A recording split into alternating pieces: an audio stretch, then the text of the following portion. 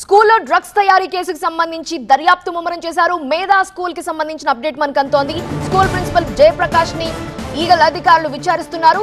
ఏడాది నుంచి మేధా స్కూల్లో ఆల్ఫాజోలం తయారు చేస్తున్నట్లుగా గుర్తించారు. మహబూబ్ నగర్ బూత్పూర్ కు ఆల్ఫాజోలం ని తరలిస్తున్నట్లుగా గుర్తించారు. గురువారెడ్డి అనే వ్యక్తి నుంచి ఫార్ములాని కొనుగోలు చేశారు. ఆల్ఫాజోలం ని కల్లు దుకాణాలకి జయప్రకాష్ అమ్ముతున్నట్లుగా గుర్తించారు. ఇప్పటి వరకు ఈ కేసులో నలుగురిని అరెస్ట్ చేశారు పోలీసులు. గురువారెడ్డిని కూడా నిందితుడిగా చేర్చబోతున్నారు పోలీసులు.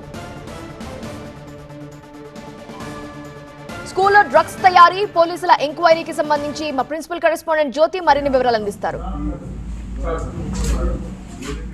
గుట్టు చప్పుడు కాకుండా స్కూల్లో ఆల్ఫాజోలం తయారీ చేస్తున్నటువంటి కేంద్రం మీద ఈగల్ అధికారులు తనిఖీలు చేశారు. ఈ తనిఖీల్లో భాగంగా ఎవరైతే స్కూల్ ప్రిన్సిపల్ డైరెక్టర్గా ఉన్నటువంటి జయప్రకాష్ గౌడ్ను ప్రస్తుతం ఈగల్ అధికారులు విచారిస్తూ ఉన్నారు. గత సంవత్సరం నుంచి కూడా ఈ యొక్క దందారికి తెరలేపాడు జయప్రకాష్ గౌడ్. ప్రస్తుతం మనం చూస్తున్నాం ఏదైతే ఇక్కడ ఒక కార్డ్బోర్డ్ లాగా కనిపిస్తుందో ఈ బ్యాక్ సైడ్ ఒక రూమ్ని ఏర్పాటు చేసుకొని అందులో 8 రియాక్టర్స్ నుంచి ఆల్ఫాజోలానికి సంబంధించినటువంటి ఒక తయారీ కేంద్రంగా ఇదంతా కూడా ఇక్కడ నుంచి నడిపిస్తూ ఉన్నాడు. ప్రస్తుతం మనం చూస్తూ ఉన్నాం పక్కనే క్లాస్ రూమ్స్ ఉన్నాయి.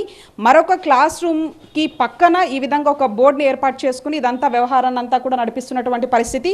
ప్రస్తుతం అధికారులు ఇక్కడ సీజ్ చేయడం జరిగింది. మనం చూస్తున్నాము ఏదైతే ఇన్స్పెక్టర్ ఆఫ్ పోలీస్కి సంబంధించి ఏదైతే టీజీ ఏఎన్బికి సంబంధించి అంటే ఏదైతే ఈగల్కి సంబంధించినటువంటి అక్కడ మనం ఇక్కడ సీజ్ చేసినటువంటి ఆ అంశాన్ని ఇక్కడ ప్రస్తుతం మనం చూస్తూ ఉన్నాం. ప్రధానంగా ఈ మహబూబ్ నగర్లో ఉన్నటువంటి బూత్పూర్కి ఈ ఆల్ఫాజోలానికి సంబంధించిందంతా కూడా పంపిస్తున్నారు. అక్కడ కల్తీ కళ్ళు తయారు చేసి ఎవరైతే కళ్ళుకి ఎడిక్ట్ అయినటువంటి వాళ్ళు ఉన్నారో వాళ్ళు తాగి మనం ఇక్కడ హైదరాబాద్లో కూడా చూసాము గతంలో కల్తీ కళ్ళకు సంబంధించి మరణాలు కూడా సంభవించాయి.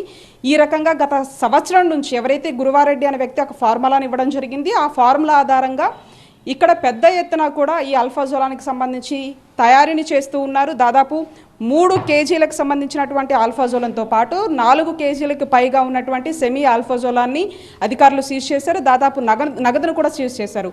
ప్రస్తుతం మనం చూస్తున్నాం ఇది ఒక ఆఫీస్ రూమ్గా ఏర్పాటు చేసుకోవడం జరిగింది. అయినా కూడా పిల్లలు చదివేటటువంటి పాఠశాలలో గుట్టు చప్పుడు కాకుండా ప్రిన్సిపల్గా వ్యవహరిస్తూనే ఈ విధంగా ఈ తతంగానంతా కూడా నడిపిస్తూ ఉన్నారు. ప్రస్తుతం మనం చూస్తున్నాం పిల్లలకి సంబంధించినటువంటి నోట్బుక్స్ కూడా ఇక్కడ మనకు కనిపిస్తూ ఉన్నాయి. అంటే ఆ పిల్లల్ని ఎవరిని కూడా ఇటువైపు రానివ్వకుండా ఈ వ్యవహారాన్ని అంతా కూడా గుట్టు చప్పుడు కాకుండా నడిపిస్తూ ఉన్నారు. ఎవరైతే మురళి అనే అతను అంతేకాకుండా ఉదయ్ సాయి ఇద్దరు కూడా సహకరించినట్టుగా తెలుస్తోంది.